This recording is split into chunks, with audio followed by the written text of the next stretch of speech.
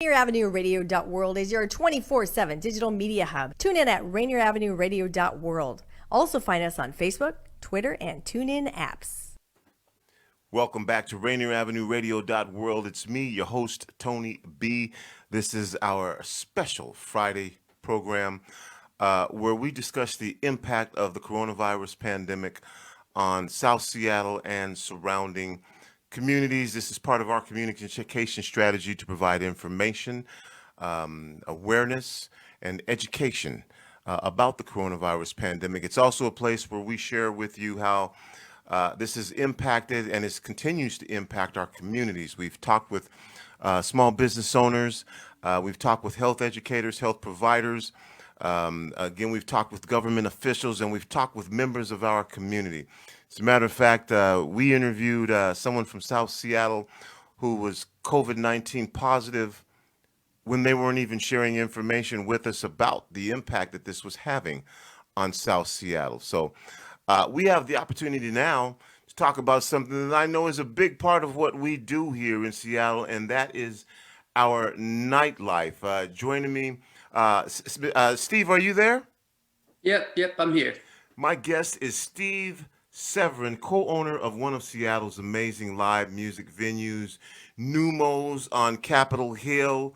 If you don't know, now you know. I'm sure a lot of people know about Neumos for more than a decade, and co-owns the venues Barboza and the Runaway bar.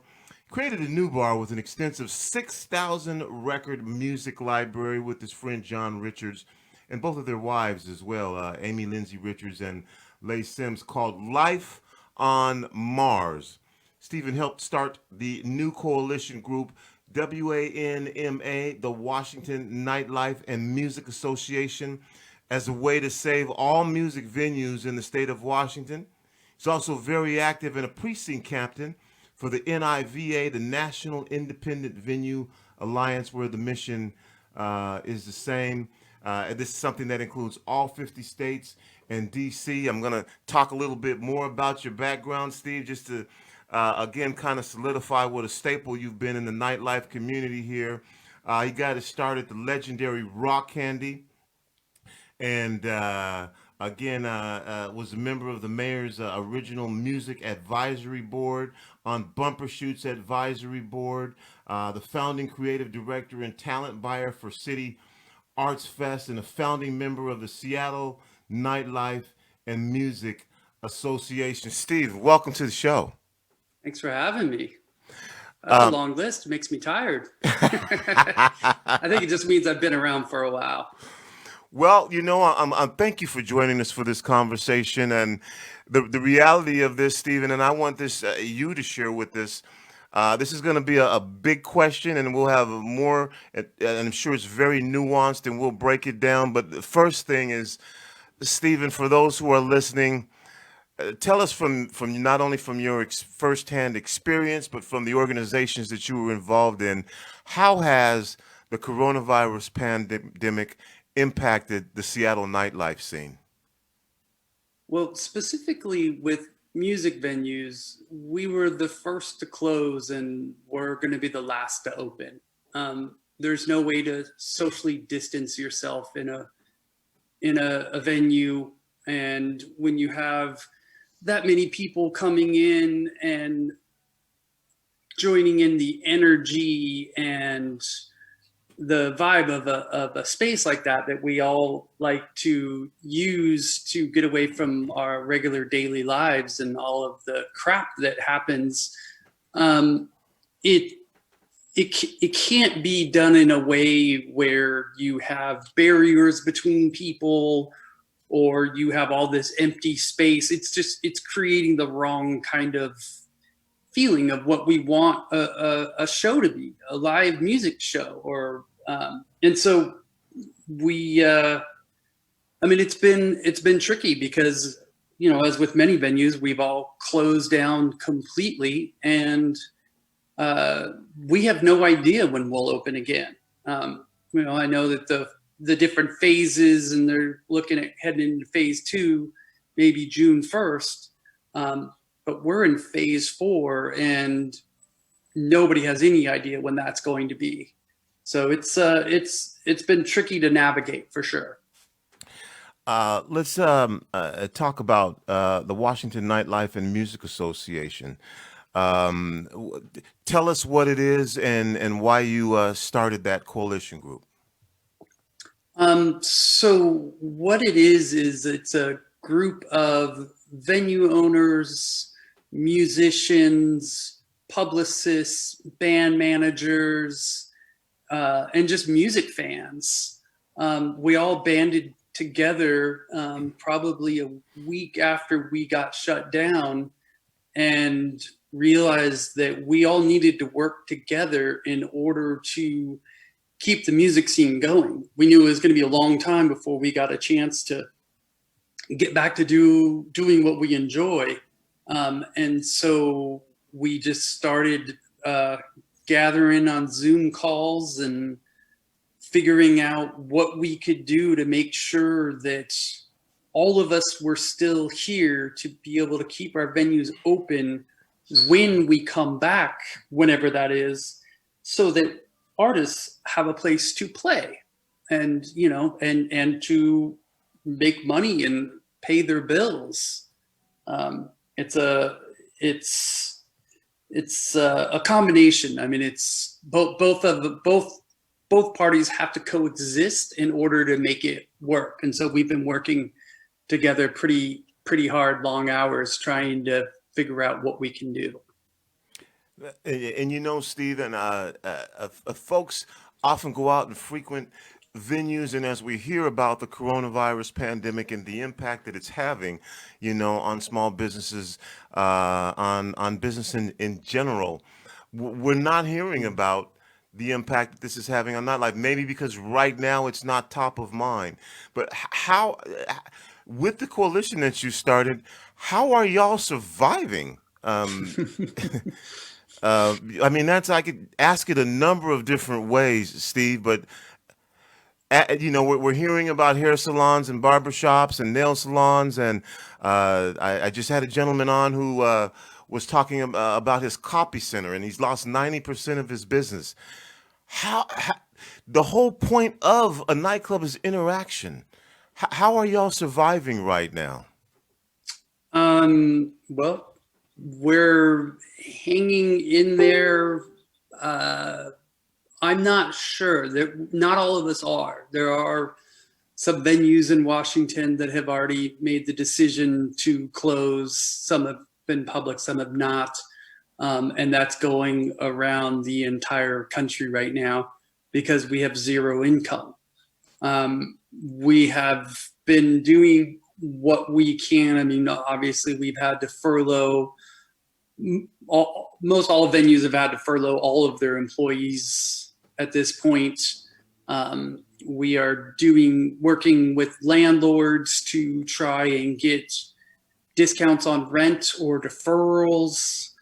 And it's tough because we just came out of the slowest part of the year. The beginning of the year is where there's less things going on. So all of our reserves were about to start getting replenished as you head into March, April. So we started going in on fumes, and now we're at nothing. And I don't know how there are as many venues that are still around because there's zero income and there are still bills. Due to the size of our spaces, they're very expensive, and it's expensive to be closed. And so we have talked with a lot of people who are close to being closed and just trying to help people out and, you know, let them know we're finding ways to get money to help people get over the hump. But every day is a new day and a new challenge. And, you know, somebody else calls and expresses how hard it is to be able to hang on another month. Wow. You're listening to Rainier Avenue Radio.world. My guest is Severin, co-owner of Neumos on Capitol Hill and also co-owner of Barboza and the Runaway Bar. We're talking about the impact that the coronavirus has had on on Seattle nightlife. And as much as you probably knew this, if you're listening with me, it's still probably hard to hear you say, Stephen, zero business, even though you know that that's what happened to the nightlife. And we hear a lot about the artists and the musicians, rightfully so, whose businesses have come to a screeching halt. And there are programs out there like Artist Trust and a number of different entities that are here to support artists. I was speaking with the Musicians Union this morning as well, and they're doing what they can to support artists. As a nightclub venue, are you eligible for any of the grants that come out? It seems like it might be one of those areas that, again, just kind of falls through the cracks. Are you eligible for any of those artist grants or any of those things that come out to support artists? Because the relationship is such that if artists don't have a place to perform, you know, Yeah. it's you know, you don't even, if artists don't have a place to perform, then what? Yeah, it's tricky because there is a history of for-profit businesses not really having the same kind of value as nonprofits. And there is also a thought of, people come in on a Saturday night and they see so many people there and they think like we must just be rolling in it and just rich as can be. But they don't come in on Tuesday when we're closed, and they don't see that, when Neumos started, it was auto row there, and the land was very inexpensive. I mean, it wasn't the entertainment district it is, and that happens with many venues. We start in these neighborhoods because it's cheap, and then we bring more and more people to it, and then we create entertainment districts, and then the cost of living goes up. We haven't been eligible for any kind of grants or anything, but we worked with King County Executive Dow Constantine and King County Council, and were able to get them to earmark some funding specifically for music venues. And we spent a few weeks lobbying all the county council people and really getting across the message of how important music is to the fabric and the soul of Seattle. I mean, it's our civic brand. Mm-hmm. You land at SeaTac and there's artists, there's musicians playing right there. There's a record store right there. And so we spent a lot of time getting them to understand the importance of that, and also how all the larger tech companies use the music scene to bring people to Seattle from Kentucky or Ohio or Miami to work for the Amazons and the Tableaus and the Microsofts and the Expedias versus other places. And so we were able to secure some funding, $750,000 for all venues in King County. And the idea is that we're going to take that money and go try to raise more money so that we can save all the venues in Washington State, because that is our mission, is to save every venue in Washington State. And so we have a bit of a tall mountain to climb, but we're working on it. Now, the other thing that this impacts is obviously a whole sector of folks who work in the industry, whether they're folks who work behind the counter, or they're bouncers, or they're providing some sort of service as tech people or light people or waitresses and waiters, and a whole nother set of folks again who were shut down. What's happened with those folks? Again, these folks who their industry is now shut. It's not like they can go somewhere else and get the same type of job. It's shut down. Yeah, I was on a call with Sir Mix-a-Lot earlier today, and last night some of his crew reached out to him and was like, "Hey, Mix, when are we going back out? When can we go out and do some shows?" And he's like, I don't know. I don't know, because we can't tour because there's not enough states that are open, and we don't know when all of them are going to be open so that you can go route a bunch of dates, because the states next to each other, they all have to be open. You can't have any gaps. And Mick's being who he is, he's like, well, let me just get you some money. And they're like, no, we want to work. We don't want money. We want to work. We want to earn it. And that is the overwhelming message that I'm getting from everybody across the board. They want to work, and they're not able to, and we don't know when they'll be able to. You have giant sectors of all of these people all across the country, but Washington, all the sound engineers, the light techs, all of the security people, the door people. I mean, it's the bartenders. I mean, it's hundreds of thousands of people that don't have jobs, that are on unemployment, and we have no idea when they're going to be able to come back. I mean, we kept some of our staff around for like an extra month and hoping that something would change, something would catch. And we realized that just wasn't going to be the case. And so we had to let everybody go. And now, you know, as some people are gearing back up, like Life on Mars is starting to think about doing takeout.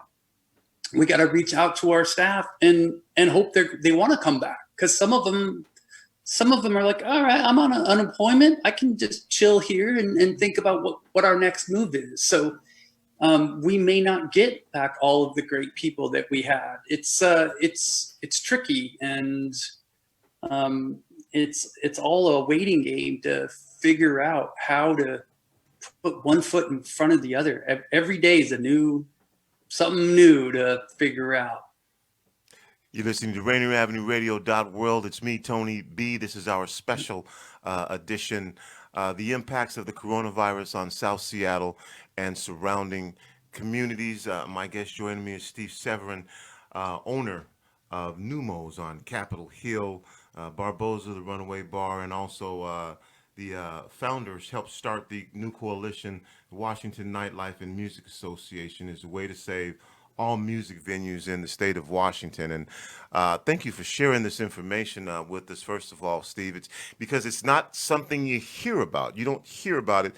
But, you know, again, for anyone out there listening, think about Seattle and imagining it without the nightlife scene. It is a big part of what we do here. And Steve, having said that, you may not have an answer to this, but this is a big question. And as you discuss this with your colleagues, as I mentioned before, when folks go out, it is the interaction.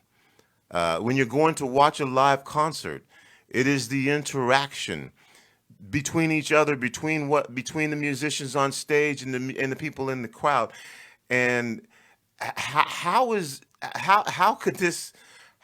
this going to work? Is there going to be like little areas and little plastic cubicles where people stand individually, or if you come in a group, you get to group together, and is there going to be a plastic screen that is in front of the stage so that you can control, again, airborne emissions? Steve, I just don't know. And I don't know if you know, but I know y'all have been thinking about it. So these things that I'm talking about are probably things that are on the minds of a lot of folks.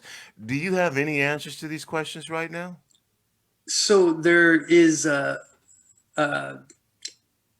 group that's called REVS. It's Restore Every Venue Safely. It's a thing that started here, and we are working with 8 different states across the country. They've all formed different committees, and everybody talks about the different ways that we can reopen our venues safely. It's different what's going on in New Orleans versus what's going on in Denver versus what's going on in Los Angeles or Austin, Texas, or Miami. And so we're trying to gather as much information as we can and come up with some concrete guidelines that we just say, this is what we think are the best criteria to open venues safely. And I'm part of NIVA, and there are 16 or 1,700 different venues and promoters on it, and we're trying to come up with the same thing. But when you have that many people, everybody's looking at things a little differently. Like, you can't say this is the only way. You have to take these criteria as guidelines and decide what makes sense for you. I personally can't imagine going to a show that's only at 50% capacity. That just doesn't seem fun to me. And I don't know how it works financially for venues. And everybody's trying to. How you going to pay the artist when you have to max out at 50% capacity? I'm just thinking about these things as you're talking, and yeah, go ahead. Yeah, I mean, that's a big thing. I mean, everything with coronavirus, everything is changing in all sectors. Every single person in the world is touched by it somehow. Our music scene will change. It is massively going to change the way artists are paid, the way that touring happens. Now there's all the things with live stream. I was just talking with people about doing, one of these outdoor movie screens, and doing, bringing in 200 cars for a concert. I mean, everybody is throwing the spaghetti at the wall to see what sticks and trying different things because nobody has the answer. I am speaking with some of the supposed experts in the music industry in the world, and nobody knows what we're doing. This is such I hate this word, unprecedented situation.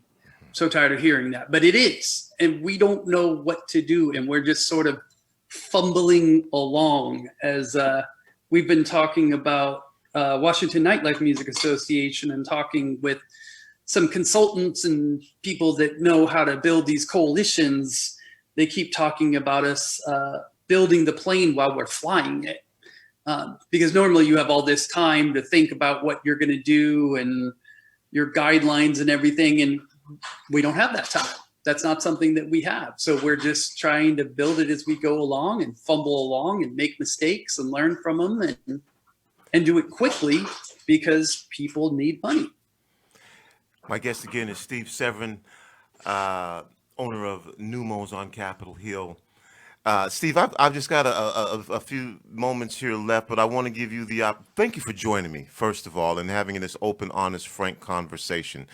But I do want to give you the opportunity for final words. I got about 30, 45 seconds here. If you have final words that you want to say to those who are listening right now. Yeah, we need to save the venues so we can save the artists. Neumos paid about 10,000 different musicians last year. We're one venue. That's how those people, they tour around the world, around the country, and they pay their rent and their child care and their insurance and all the other bills.